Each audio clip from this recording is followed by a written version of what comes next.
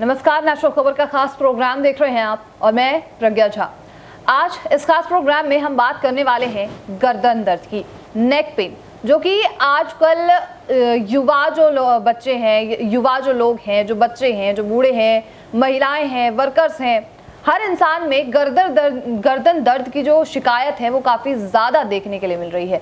आखिर ये गर्दन दर्द जो है वो आखिर क्यों होता है, क्या कारण है, इन सारी चीज़ों के बारे में जानकारी लेने के लिए आज हम मौजूद हैं फोर्टिस हॉस्पिटल में और अभी मेरे साथ head of neurosurgeon doctor Rahul Gupta ji मौजूद हैं। सर, सबसे पहले बहुत स्वागत है आपका। नमस्कार। और आज जैसे हम बात कर रहे हैं गर्दन दर्द की, तो आखिर ये गर्दन दर्द क्यों होता है किसी इंसान को?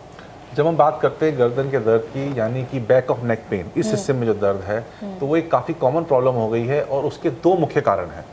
पहला कारण है मोबाइल फ़ोन और दूसरा कारण है जो लोग कंप्यूटर पे, लैपटॉप पे कंटिन्यूसली काम करते हैं। क्योंकि जब हम मोबाइल फ़ोन का इस्तेमाल करते हैं तो हमारी गर्दन ऐसे झुकी रहती है जिसमें कि हम अपनी गर्दन पे जो स्ट्रेस पड़ रहा है उसको भूल जाते हैं। सेकेंडली, जो ऑफिस में काम कर रहे हैं, लैपटॉप पे या कंप्यूटर में काम कर रहे हैं, जो कि मेरे ख्याल से आजकल 75% लोग कर रहे होंगे, वो गर्दन को आगे ऐसे झुका के चलते हैं, रखते हैं, गर्दन को मूवमेंट नहीं करते हैं और एक ही पोजीशन में भी गर्दन को कम से कम 15-20 मिनट, आधा घंटा, 1 घंटा रखते हैं। उसकी वजह से हमारी गर्दन की जो मसल्स हैं, मांसपेशियां हैं, वो अकड़ जाती हैं, जिसकी वजह से हमें नेक पेन होता है, यानी pain in the back of neck. अच्छा सर, जैसे मैंने सुना है कि जो दर्द आपके नेक में हो रहा है वो कंधे तक, कंधे से लेके आपके हाथ में सुनपना आना, ये इसका होने का क्या कारण है? मेन जो कारण है हमारे नेक पेन का वो मसल स्पाज्म है और कई बार मसल स्पाज्म के अलावा नस के दबने से भी पेन हो सकता है। अगर नस के दबने की वजह से पेन हो रहा है या मसल स्पाज्म उसकी वजह से हो रहा है तो वो पेन रेडिएट होके हमारे का शोल्डर से लेकर आर्म, फोरआर्म से हाथों तक जा सकता है और हाथों में हमारी नमनेस हो सकती है। तो अगर हाथों में नमनेस हो रही है या हाथों तक कमजोरी आ रही है या पेन हो रहा है तो वो एक नर्व कंप्रेशन की निशानी हो सकती है। तो उसके लिए हमारे को आगे इन्वेस्टिगेट करना बहुत ज़रूरी है। नर्व कंप्रेशन यानी कि सर क्या?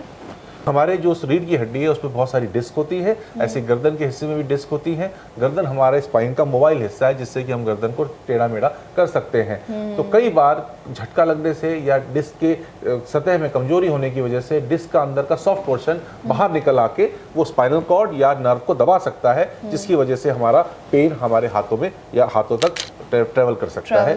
तो उसको हम नर्व कंप्रेशन कहते हैं और उसकी वजह से नेक पेन या फिर आर्म पेन कहते हैं। क्या ये पेन पूरे बॉडी में फैल सकता है या फिर हाथ तक ही रह सकता है? जब एक स्पेसिफिक नर्व हमारी कंप्रेस हो रही है तो उसी नर्व के जो हिस्से में जहाँ पर उसका डिस्ट्रीब्यूशन है, जहाँ उसका फंक्शन है, उसमें स्प्रेड होगा। पर अगर कई बार मल्टीपल नर्व्स इन्वॉल्व हैं या स्पाइनल कॉर्ड में दबाव है तो उस केस में हो सकता है कि पूरे शरीर में पेन हो। मेन रिस्पॉन्स जो होता है इस तरह की नर्व कंप्रेशन का, स्पाइनल कॉर्ड कंप्रेशन का, वो होता है मसल स्पैज्म। और हमारी बैक की मसल्स ऊपर नेक से लेकर नीचे बैक तक सेम होती हैं, आपस में इंटरलिंक्ड होती हैं, तो पेन जो है पूरे बैक में भी फैल सकता है। स्पाइनल कॉर्ड कंप्रेशन के इस दर्द के अलावा या मसल स्पाज्म के अलावा एक और लक्षण होता है कि उसकी वजह से हमारी टांगों में प्रॉब्लम आती है, अकड़ाहट बढ़ जाती है और हमारी चाल खराब हो जाती है। वो एक बहुत मेजर वार्निंग साइन है, रेड फ्लैग है कि हमें तुरंत इंटरवेंशन करना है, नहीं तो वो परमानेंट डैमेज की तरफ जा सकता है। अच्छा सर, ये जो गर्दन दर्द की प्रॉब्लम हो रही है, क्या ये कोई गंभीर रूप ले सकता है आगे चल के कि हमें सर्जरी करानी पड़ जाए या और कुछ हमें बहुत ऐसा कुछ कराना पड़ जाए जो हम नहीं कराना चाहते अपने शरीर में? तो जब हम गर्दन दर्द की बात करते हैं तो जो मुख्य कारण है वो तो स्ट्रेस है, स्ट्रेन है, गलत पोस्चर है या कोई ऐसी एक्टिविटी है जिसकी वजह से हमारी गर्दन में झटका आ गया है। पर 5 से 10% केसेस में डिस्क बल्ज की वजह से, जैसे मैंने बताया, नर्व या स्पाइनल कॉर्ड का कंप्रेशन हो सकता है जो कि नर्व या स्पाइनल कॉर्ड को डैमेज कर सकता है। तो वो एक इंपॉर्टेंट चीज़ है जिसके लिए सर्जरी की जरूरत होती है।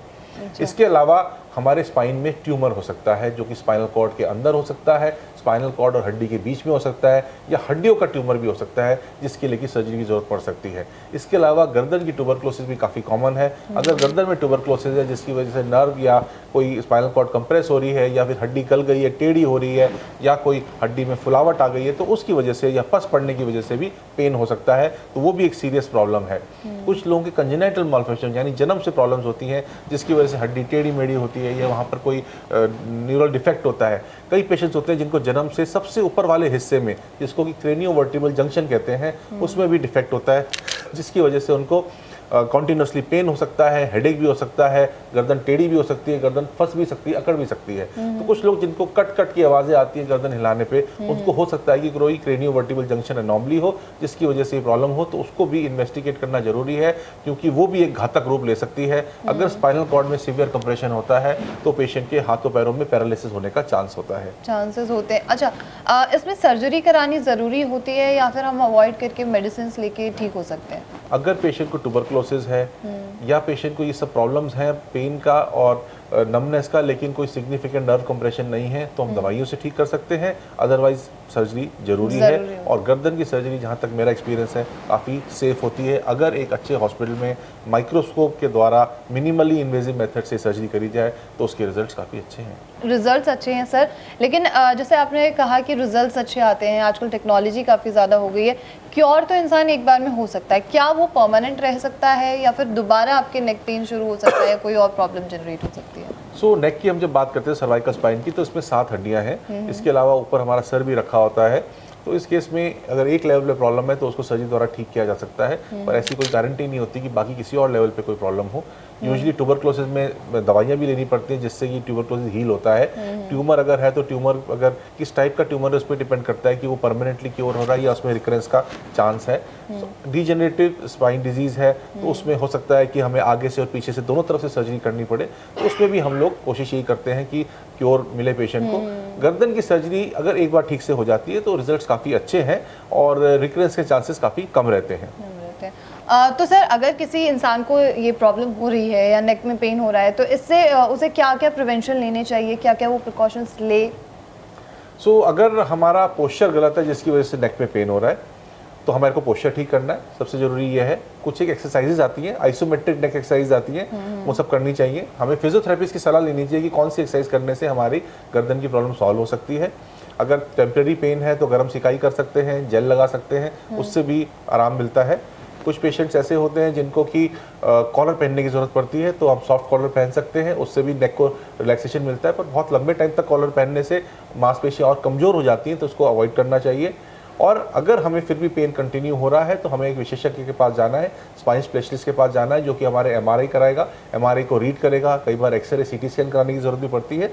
उन सबको असेस करने के बाद ये डिसाइड होगा कि आपको सर्जरी की ज़रूरत है या नहीं है। अगर सर्जरी की ज़रूरत नहीं है तो आपको नेक के एबनॉर्मल मूवमेंट्स, एक्सट्रीम मूवमेंट्स, कई लोगों की आदत होती है अपनी गर्दन को बहुत ज़्यादा ऊपर नीचे या साइड में करके देखते हैं कि मुझे तकलीफ तो नहीं हो रही, उससे हमारे स्पाइन में प्रॉब्लम होने के चांसेस बढ़ जाते हैं। हमारे स्पाइन के अंदर एक आर्टरी चल रही है जिसे वर्टिब्रल आर्टरी कहते हैं, उसकी इंजरी होने का चांस होता है। तो टेस्टिंग करने के लिए एक्सट्रीम मूवमेंट्स नेक के ना करें और अपनी नेक का ख्याल रखें, झटका नहीं आना चाहिए। और अगर हम सेम पोस्चर में कॉन्टिन्यूसली बैठे हैं, चाहे मोबाइल यूज़ कर रहे हैं, चाहे कंप्यूटर यूज़ कर रहे हैं, लैपटॉप यूज़ कर रहे हैं, तो हमें बीच बीच में हर 10 मिनट बाद या 15 मिनट बाद आधे मिनट के लिए 1 मिनट के लिए रेस्ट लेना चाहिए। गर्दन की थोड़ी बहुत मूवमेंट करनी चाहिए, अकड़ाहट को कम करना चाहिए, थोड़ा सा प्रेस कर सकते हैं हम गर्दन को ताकि मांसपेशियाँ हमारी रिलैक्स हो जाए। इसके अलावा प्रॉपर स्लीप लें, जिसमें कि 2 या 3 तकिए ना लगाएं, एक तकिए पिलो से काम चलाएं अपना सोने के टाइम पे, पोस्चर ठीक रखें, खाने पीने में ध्यान रखें, पौष्टिक आहार लें, स्मोकिंग को टोटली अवॉइड करें, स्मोकिंग से हमारी बोन्स वीक होती हैं। इसके अलावा हम लोगों को रेगुलर एक्सरसाइज करनी है। रेगुलर एक्सरसाइज करना बहुत ज़रूरी है, क्योंकि पूरा शरीर अगर हेल्दी रहेगा तो हमारी गर्दन भी हेल्दी रहेगी और तो उसकी सारी मांसपेशियाँ आपस में इंटरलेटेड होती हैं। लेकिन अगर माइनर सिम्टम्स आते हैं तो तुरंत एक फैमिली फिजिशियन या स्पाइन सर्जन के पास जाएं, जो कि आपका इन्वेस्टिगेट करके ट्रीट करेगा। ठीक है, चलिए, बहुत शुक्रिया सर इस खास प्रॉब्लम पे हमें जानकारी देने के लिए। Thank you so much sir. बहुत वेलकम, नमस्कार। तो ये थे डॉक्टर राहुल गुप्ता जी, जिन्होंने अभी हमें सारी जानकारी दी कि आखिर अगर आपके नेक में पेन है तो वो किस कारण से हो सकता है, वो किस गंभीर बीमारी में बदल सकता है। और इस तरीके के और इंटरव्यूज़ के लिए आप नेशनल खबर के साथ बने रहिए। अभी कोई अगर आपके पास सवाल है तो प्लीज़ आप कमेंट बॉक्स में ज़रूर लिखिएगा।